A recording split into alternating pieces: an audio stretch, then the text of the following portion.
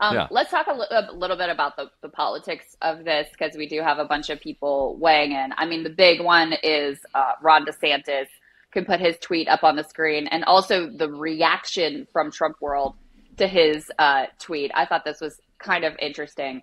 So he says the weaponization of federal law enforcement represents a mortal threat to a free society. We have for years witnessed an uneven application of the law depending on political affiliation. Why so zealous in pursuing Trump, yet so passive about Hillary or Hunter? The DeSantis administration will bring accountability to the DOJ, excise political bias, and end weaponization once and for all. So he, immediately sort of like bends the knee to Trump and like is on his side. But it's not enough for at least some of the Trump people. Richard Grenell here is quote tweeting, and he says, Ron DeSantis says nothing should be done about DOJ's partisanship unless he is president. He doesn't call for an end to the Trump witch hunts. There's no call to action now. This is a strategic blunder from a Tallahassee team used to dealing with an overwhelming majority of Republicans.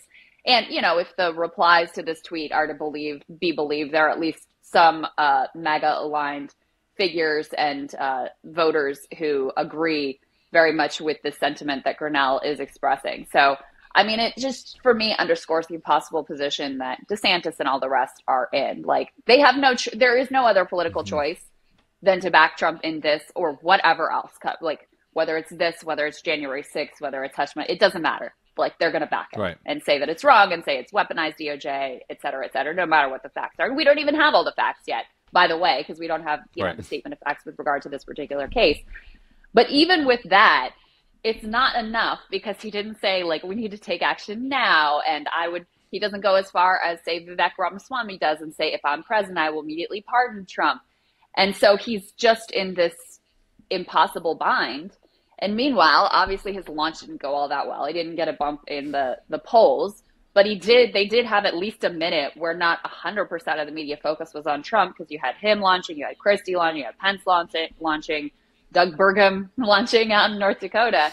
And so there's at least a little bit of attention to the rest of the candidates in the race. It's now all Trump all the time once again. And I think that only plays into his hands.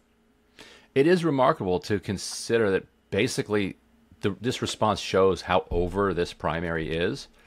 Yet there are also criminal indictments, both at the state level and federal level, coming down, and that does seem like the only thing that could end this at this point. But you're right; even completely bending the knee isn't enough for Trump supporters here. It does show how DeSantis is in this damned if you do, damned if you don't situation, and it probably shows that there's only going to be increasing support for Trump as a result of this. But that depends on, what emerges on Tuesday to some degree. I think our politics are increasingly kind of fact resistant, but not completely fact resistant. Yeah. And, how it depends on how the conservative media covers it.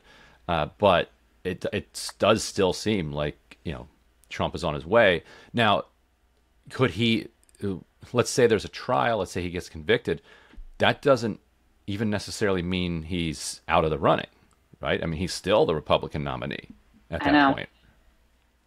Yeah, that is something that Kyle and I debate all the time. I mean, I personally don't think, first of all, it's going to take a while for all of these processes to play out, right? So I don't know what the timeline is going to look like, but we haven't even gotten to a jury trial, to any sort of trial in the first set of charges. So this one is going to be, an even lengthier process, one would presume. So there's just like a timing issue piece of this. In terms of the Republican nomination, I don't think even if he is charged and convicted by a jury, which, by the way, is going to be in South Florida, not in Washington, D.C., which could be significant for him and his chances here. I don't think that knocks him out of the Republican nomination. Do I think that hurts him in the general election? I think that's more likely. But even that, views are so hardened on this individual in particular that it's difficult for me to imagine people really changing their opinion based on however this legal process ultimately plays out. Because, if you don't like Trump, you already think he's a criminal. If you do like Trump, you think that he is, as he says, an innocent man who's being persecuted in a variety of witch hunts. I don't know that there's much that really moves the needle on that, even something as extraordinary as him being indicted and then ultimately found guilty. Right, because if you're a Trump supporter at this point, it's very hard to imagine being like, well, I was with him up until I found out that he was a little bit loose with how he was Right. handling classified information, and that he Right. lies to the FBI about things, and that he was showing off Iran war plans to Kid Rock or whoever's coming through Mar-a-Lago. Like, none of it is out of character with Trump, and you also, if your whole reason for being in politics at this point, which most people's is to kind of go after your enemies and cause your enemies pain, then supporting Trump in the face of this Democratic and FBI challenge just makes you happier. Like it gives you more satisfaction as a Right. kind of political subject, because you're now owning the libs by pushing back against even this. Even in this situation. So, yeah, I think you're right. I don't see how this hurts him. It's crazy.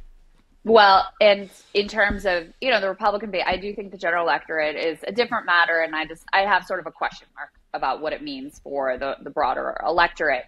But New York Times had a report about, I think this was either Maggie Haberman or Jonathan Swan, about how his fundraising with the grassroots has been kind of lackluster. I mean, basically, he's burned his own list so hard in terms of fundraising that it's not only it's dried up for him, it's dried up for basically every Republican candidate. Like, they're all just dependent on billionaires at this point because the grassroots base has been so tapped a million times by this Trump organization. But the one thing that really juices his lackluster fundraising numbers is these indictments. So huge surge after the FBI raid, huge surge after the first indictment, and one would expect he already sent out a fundraising appeal with regard to this latest set of charges.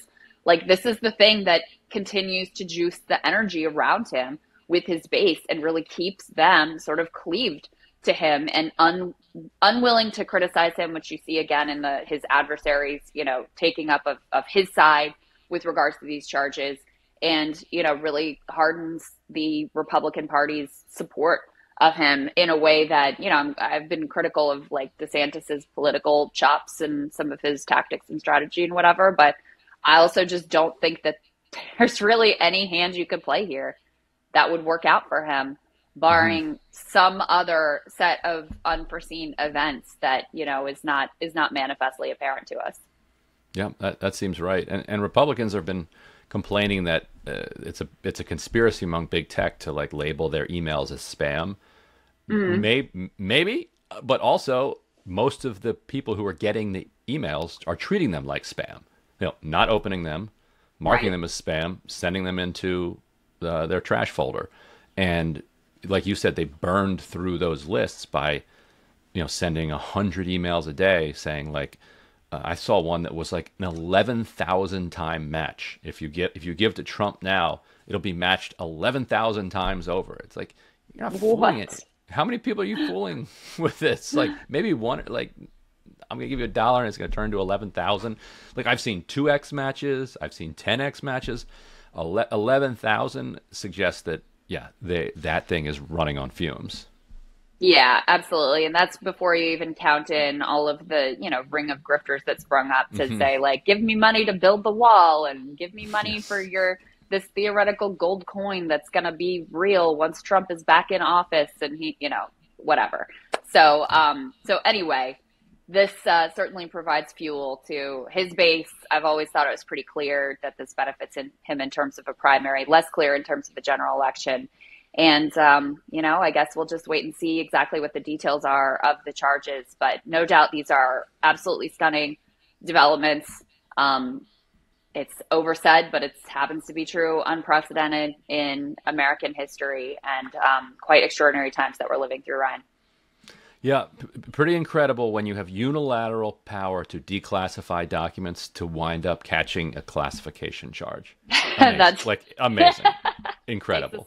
Special talent there. It does. All right, Ryan, thanks for helping us break this all down. And thank you guys so much for watching. And we'll see you in our brand new, beautiful, amazing, spectacular, wonderful, special, fancy, etc. set on Monday. So see you then. Cannot wait.